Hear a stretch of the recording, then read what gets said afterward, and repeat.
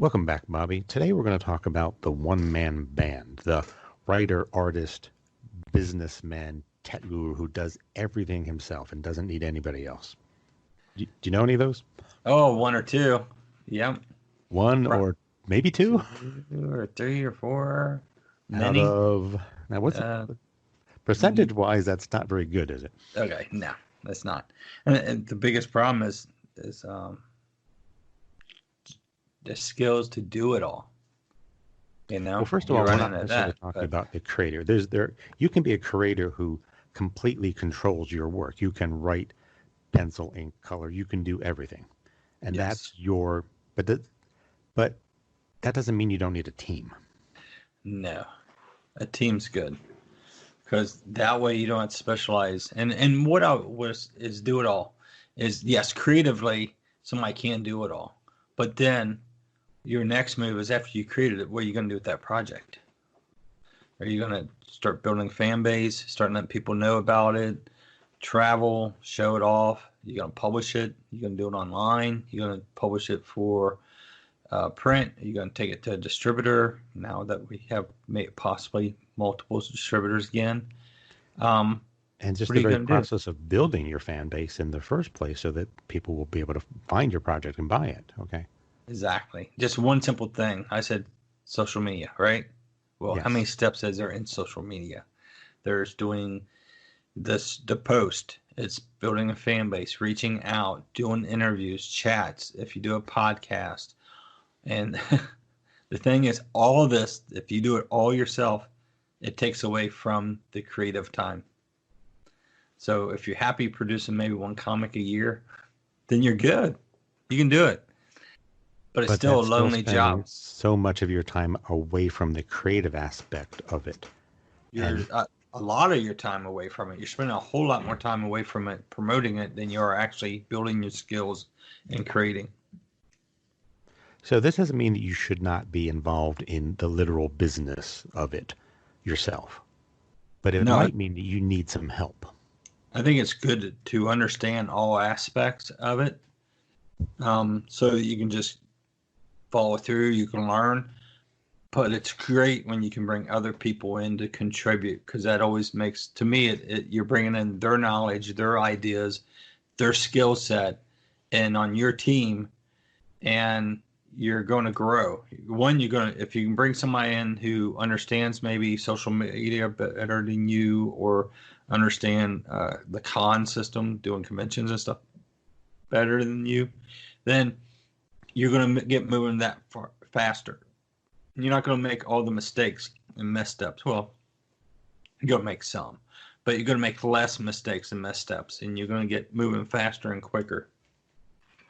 Well, a lot of people that we're talking to are saving up money to buy art supplies and don't really have, money to go and hire a consulting firm. So how do you build that team? Who do you look to?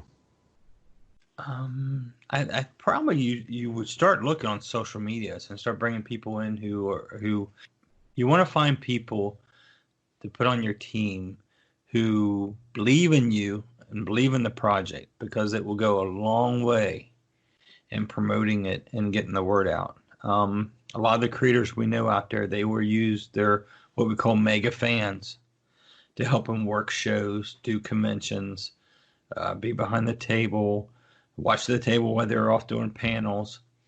And these people they love the projects. They love what the creator's doing. So they're all about being involved. And it gives them a little bit of thrill, I guess, to be working with the creator.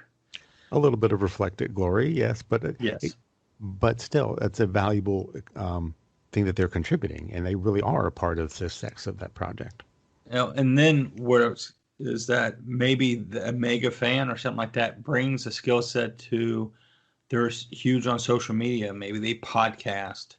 Maybe they follow a lot of podcasts. Maybe they're a tech person who understands the whole setup of setting up a recording studio, so that mega fan becomes part of the team at that point. And now they're part of the team helping build and grow your project. This is some great ideas, but a lot of times you'll find that mega fan of yours is a lot closer than you think. Bob, how many successful artists do you know are actually part of a successful husband-wife team? Many. In many ways, the wife or the husband, whichever, usually supportive, you would hope, or you're not going to go very far. But they can be productive and they can be active within the business or active within taking care of the family. It takes a lot of time to create comics and to do the social media, and it's time away from everyone. So the wife could be raising the family and traveling with you. I've done a lot of shows. My wife and I have done a lot of shows together early on. The guys, the team that I had would always laugh because it was like when my boys were small, we couldn't pass that one rest area. We had to hit them all because they either needed a drink or needed a potty, you know. So the team, you know, the wife-husband team is very important to making a project. I should say the partner team is very important. Oh yeah, it can be many different ways, but we know a lot of particular husband-wives teams either supporting the man as the artist or the woman as the artist. But there's the one level you mentioned of just being supportive of taking care of the household and family duties. But I know quite a few others that the spouse is a true business partner. They run the nuts and bolts of the business, giving the artist time to concentrate on the artwork. Yeah, I mean, we discussed earlier about Billy Tucci and Debbie. She's definitely a business end with Billy. Loves to talk. He's a hell of an artist and creator and writer. They make a great team. And then you brought up somebody else? Terry Moore and his wife. She's a major part of their convention presence in the past. And, you know, artists often have, can be rather shy or retiring, introverted, and it's hard for them to be that outgoing person that, you know, really makes contact with fans. So it's good to have someone on your side. You're really lucky if that's your spouse, okay? Yes. And that your spouse is willing and able to put that kind of passionate effort into, you know, your artwork and your career in addition to your marriage. Yeah. But it doesn't have to be a spouse. It can be a friend, okay? It can be, you know, another artist that is supporting you in some of your projects and you're supporting them in their projects. It can be fans, but you have to start looking to build that team because all of the things that we're telling people to do, it's overwhelming. Okay. And people who are listening to this are going to be thinking, how many hours in the day do I have to put in to make this one project be even a moderate success? Well, you can't necessarily do it all. So we'll talk about breaking up writing and penciling as making that part of a team, you know, as a later subject. Yes. But there's things that are not part of the creative process that gets your name in the credits in the comic book, but are part of your support team that make it possible for you to do the creative work you want to do. Yes. Well, I think the first step in that is to look at yourself and say, what are my particular strengths and weaknesses? It's going to be a tough thing to do, all right? Self-analysis? Yes. Yeah, a little self-analysis could go a long way, but that's kind of tough to take the advice, okay? Because you don't really trust the source. Yeah, that's true. Now, I guess you got to look at your skill set and then look at, okay, what's it going to need? What do I need to be successful? Where are the steps? And you're going to make mistakes along the way. You're going to find out that, you know, certain things work, certain things didn't work. I'm in the process of working on a Kickstarter right now, and I'm breaking down all the details on building this Kickstarter. I'm looking at who I know that I can bring onto my team to help me be successful with this. Go ahead. And you have to know what their particular strengths are that you can best use. What do they bring to the table? Yes, if I'm sitting at a table, what team and I'm gathering around me to be successful with this project and then the next project. So, you know, right now, you know, you've got your book. At this point, you've done your creativeness. So what's your next steps? So yeah, you got to build that team. And you got to keep looking at different people, bringing them on, whether you're looking at your family to help support you, or if you're looking at your mega fan out there who can bring something to the table. It's all important. And you have to realize there's certain jobs you can learn, okay? But is it really worth your time and effort to learn every aspect of it? You say a basic familiarity, yes, but there's still just hours of and to be devoted in the week that you could be writing and drawing. Was that a jack of all trades, master of none? Exactly. Yes. And we do have a lot of people. It is easier to get access to things nowadays, and you can look up any tutorial you want on YouTube, and people think that's okay, I can handle it all myself. But there's only so much any one person can do, and at what level of quality and what level of follow through. Because so many of these things we're talking about are details that have to be followed up on. It's not just the one contact to this person who's running a convention. How many times do you need to contact them? Well, you think you're going over the same amount of material, okay, but you have to keep it in touch. There's social media contacts. You have to keep posting things. You have to respond to other people's, okay, posts to you. You know, it's time.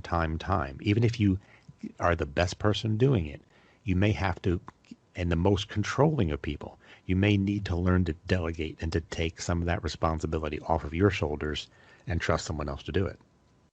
Especially if it makes you available to do something else that's better in your skill set. Yeah, definitely bringing people in for a certain skill set to help build a team is very important.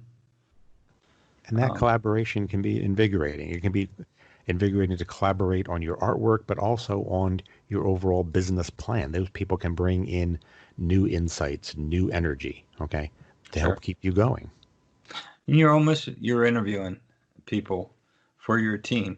Earlier, we were talking about your daughter, Kara, and how she got a promotion, I guess. And it was over somebody else who might have been there longer, but that person was a yes person. And you don't want yes people around you. You don't want people who are constantly negative, but you want people who believe in the project, and they will bring you their best skill set to make that project published, get it out there, and start building its own fan base. So you want to bring in people who add to the idea, move it forward. So you're becoming a manager, whether you really, a lot of people don't want that responsibility, but you are managing people and managing a team. And sometimes you're going to have to be able to tell a person, this is not working out, okay? You're not being able to devote the time or the expertise to the way I need you to. I'm going to have to find someone else.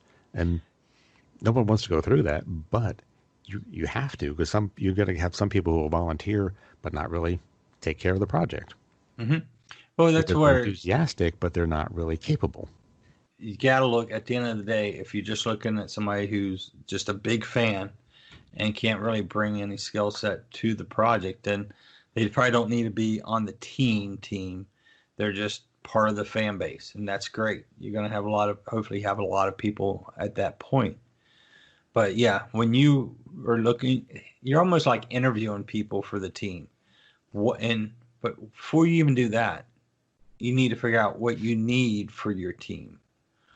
Where directions are you going to need, and what areas do you need help in that maybe will allow you to step back and focus more on the creative part of it, the publishing part of it. And like you said, you're handing out some duties to people, but then you actually are adding management duties to your own self. But you also have to make yourself available. You have to know what they need from you. Yes. Because you can't just hand over all of the social media and say, just take care of it. It's like, well, no, you need to be the lead of that. We can take care of a lot of the particulars, but we can't do it without you. Well, yeah, because at the end of the day, we spoke this in past podcasts, is that people are becoming fans of creators as much as they are the projects. So even though somebody else is handling the social media, maybe doing some of the replies, setting up your post, it still needs to be your voice. That doesn't take away your voice of the project. You don't have to then get everything scheduled. You don't have to go down and put together a weekly schedule and say, we need to do this, this, and this. Let somebody else help you set it all up. Let them even come in and get tidbits from you, grabbing artworks. You put your own little say on them, and then let them run with it and handle that. I mean, you want to put your little bit of your own little personal stuff in there because people want to feel like the fans want to feel like they're a part of you. So you've got to stay involved in it. It isn't something you can walk away. It's not just in like, especially social media. I'm talking about. It's not just an ad campaign where you just run and print ads or something like that. The fans want a piece of you. They want to feel like they're supporting you directly, and this has evolved over the years. More and more. It really has. That's a good way of putting it, of looking at what has become really an old-fashioned way of marketing is this running ads. Okay. That does not work for any business today nowadays. No. Ads still exist. Okay. There's still commercials, but at the heart of those campaigns, they're basically public relation campaigns. And there are people that are attached that are the faces of those campaigns, and they have to get out and interact with the public, or it just doesn't work nowadays. Yes. Yes, I totally agree. You got to be involved. I mean, it's funny. I think we might have mentioned Todd McFarlane's latest Kickstarter. He's like $2.5 million now. He is putting out a video every couple of days. He is the face for it. Of course, Todd's the face for it because it's Spawn. But it's just he understands and he's given. I mean, this basic little toy reprint that he was going to do, he is like, it's going to be an awesome package at the end of the day. But he keeps giving, and I'm sure he's not the only one who is scheduling these. He's got people behind them, but it's his voice, it's his little videos at the end of it. So well, Todd is one of those people that can sit in front of stare into a camera and just be himself and talk to you. And that's a rare gift. Now, you might not have that gift. It can be the most frightening thing in the world to feel like you're on camera and you have to talk with no script and just you're paralyzed. So one way around that is use your support team. Yes. But you're not just talking all by yourself. You've got me. Yes. Take up a couple of random minutes here and there, okay, just to give you a chance to catch your breath, okay. But but is it helpful to have someone to bounce ideas off of? Oh, definitely. I mean, you and I usually spend a half hour before we do these recordings bouncing ideas and stuff around, and I was sitting here making notes on what we could do. So it's definitely a good idea. I mean, it's like anything, story building, the creative process, or the building a fan base. It's good to have people around you to bounce ideas off of, to grow, to expand. So even such a simple thing as having a video recording of you doing a sketch and you commenting on what's going on in the sketch and why you're doing it. Mm-hmm. Some artists are perfectly comfortable doing that by themselves. But if you're not, you can have someone there talking to you and just asking you questions. Why are you doing this? Explain this to me. And that personal connection with the person in the room with you is going to translate into the people that are watching. Yes. And it just feels like it's more natural and normal that you're talking to an actual person with you. Okay. And yes, you have to find someone else who's willing to, take this journey with you and put their face on camera. But that person will help make it easier and easier and easier for you to do that, where it just becomes second nature. You're just talking. Yeah, I agree. Yeah. And, the more you do it with a certain person, then it's just, like you said, it's like any of the talk shows. They're more comfortable. So you get more information. You sort of understand the other person. I mean, I've known you for 20 plus years. Would that be convenient? Yeah, we probably shouldn't even count, should we? But yeah, no, probably not. We probably don't want to go that far. But, we've worked together for a long, long time in the comic book retail markets. And then you jumped on with Sketch with me doing stuff with Sketch Magazine, and now we're over here at ShoutFyre. So I'm comfortable. And so when I want to do the ShoutFyre podcast, of course, I reached out to you because I know you bring a lot of your ideas. I bring a lot of my ideas. We don't always agree. But what we end up with is, we built a little team here for this podcast. It's like we built a team for ShoutFyre by reaching out to a lot of different people.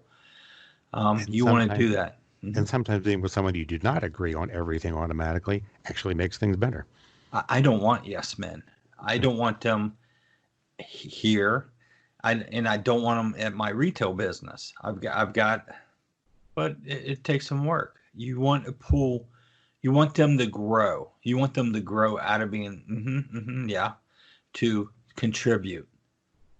make my store better, make this project better, bring to me all that. You're here because you offer something, whether it's some type of knowledge, bring that out, show me.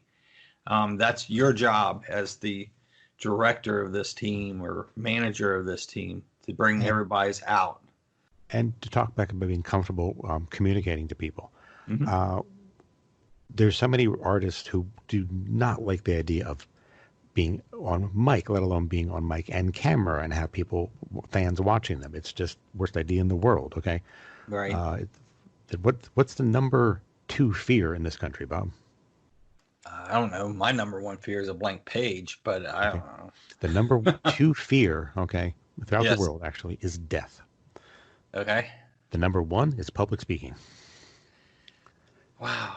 Okay. So that is consistent over decades. Okay. It's been tested over and over again. So yes, people are actually more afraid of speaking in public.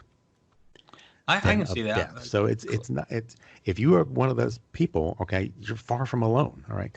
But what I'm doing with you now, when I first started in comics fandom at all, if I would never have been imagined that I could sit here and just talk to you with thinking that someone else might be listening, Right. Totally paralyzed. Wow. But eventually you put that aside because you care about what you're talking about, and you just let it be a conversation of talking to someone that you want to talk to, and knowing that maybe someone's listening. That's because they are trying to learn something too. Right. And it takes a while to get to that point. You can't be, some people just are their natural born, for the stage. We've, Todd McFarlane, Billy Tucci, others, they're wonderful. Their personality is so much a part of their business. Okay. But that's not everybody. There's plenty of incredibly talented artists that it's hard to get a word out of. Okay. Right. But nowadays, especially, you need to make who you are, okay, just who you are, not who you persona, part of your work, because people are looking for it. So maybe you get someone else to help you as not just in the business and counting money and making appointments and blah, blah, blah, but to sit and talk to you so that you can talk to them, and that becomes part of your social presence. I think so. And another thing is that you want to share. I mean, I think more creators are interested in the process and stuff. So I think by having not exactly another creator, but another teammate who can draw that out of you, the stories about the project and what's going on.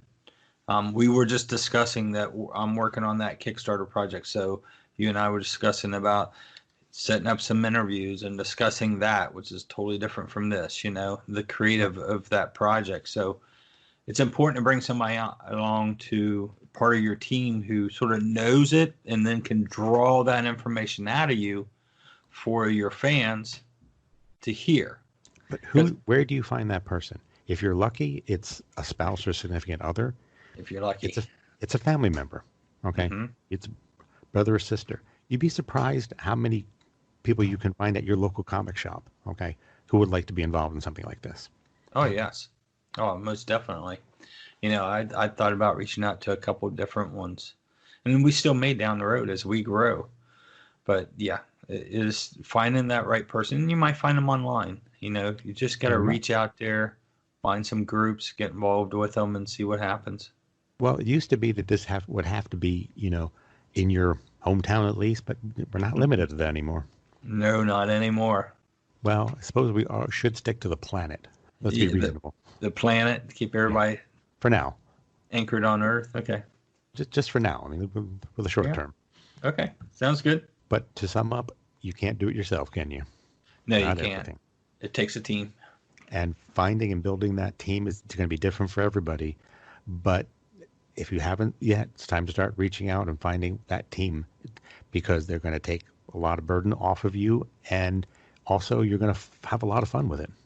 Yeah, I think so. It's good. You're pumped about your project. You've created this cool thing, and now you start building that team, and they get excited about it, and so that's even bigger voice reaching out there and working with you. So, And remember to listen to your team, because they will help you build a bigger team. They will help you bring in other people. The goal is for you to be as creative as you can and to build an audience space. I mean, as simple as this is, create a cool project, create a fan base to deliver it to, and deliver it. It's no longer as simple as make a comic, send it off to Diamond, and it gets sent to comic shops. You have to have a fan base. Well, that doesn't work for comics, but it doesn't work for movies or TV or theater or publishing music of any kind anymore. No. I follow some indie musicians. They're in the same boat as us. They want to create music. They want to do all this. And there's a lot of independent musicians who do it all, from the music to the singing to writing the songs. And they're out there building their fan base. They're building a team around them to help reach that fan base. They understand you give a little bit of yourself to make that fan feel like they're supporting you. And that's where we are at comics. Comics have evolved and evolved and evolved. So you've got to go out there and grab that niche, that little niche, and hold on to it and try to get it to grow, and never take it for granted. Never take fans, your fandom, for granted. No, you take care of them and they'll take care of you. Yes. Yes. Bob, thanks so much for your time today. It's been a pleasure, sir. All right, Bill. Take care. Bye-bye.